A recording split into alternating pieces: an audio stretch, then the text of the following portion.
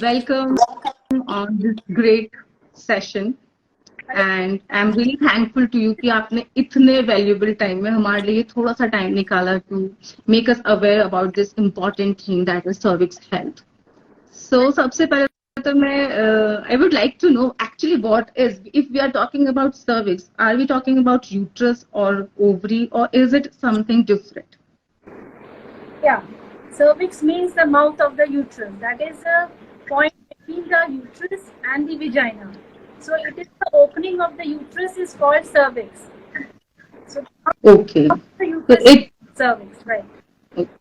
Mostly people get confused about it that it is, we are talking about uterus, right? So Cervix is a part of uterus, but cervix is the external opening of the uterus towards the vagina. So अभी हम बात करना चाहते हैं cervical cancer के बारे में. So actually what is it and what are the symptoms of it? See, cervical cancer is mainly caused by human papillomavirus infection, and it is caused because of the repeated infections or because of the lack of cervical cancer screening. Because of repeated infections, उसकी वजह से जो है वो it leads to cancer. Okay. So what are the symptoms of cancer, this cancer? Basically ignorance बहुत है हमारे अंदर, हम कोरिलेट ही नहीं कर पाते हैं. तो ऐसे कौन से सिम्टम्स हैं कि हमारे पास जब वो सिम्टम्स हैं तो हमें डेफिनेटली गायनेकोलॉजिस्ट के पास जाना चाहिए? डेफिनेटली जब आपको suppose white discharge per vagina, which is foul smelling, itching, there are white discharge also which are not caused itching, but it subsides on its own. So that is normal white discharge. So we whether it's a normal white discharge or it's a abnormal discharge. So the abnormal white discharge, which is carrying for a long time, which is associated with foul smelling and itching, definitely you must see a gynecologist.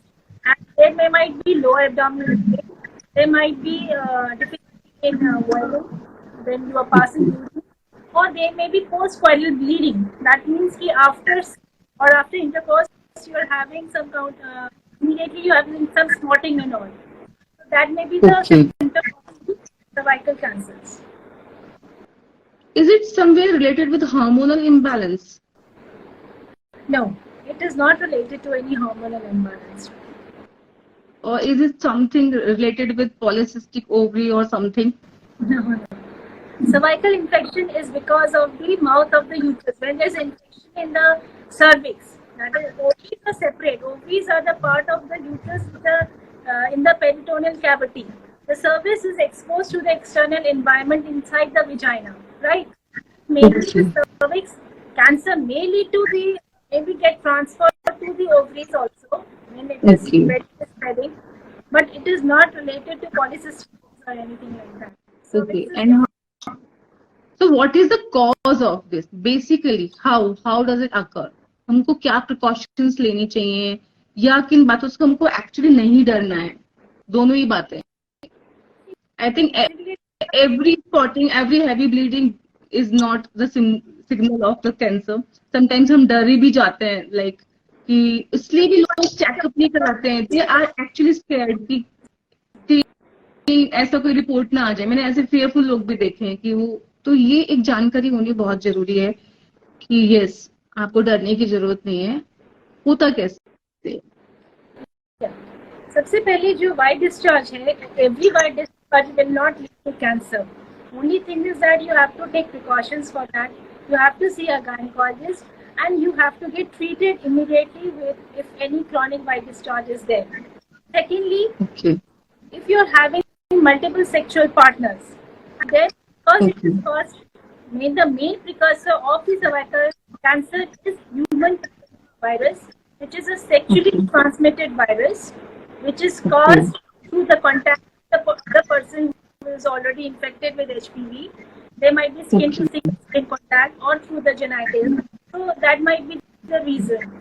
So if multiple sexual partners is there, or you have having repeated infections because of human papillomavirus, so that these are the precursors of the cervical cancer. Okay, that means it means until you are not having any intimacy with someone, you are not prone to this cancer.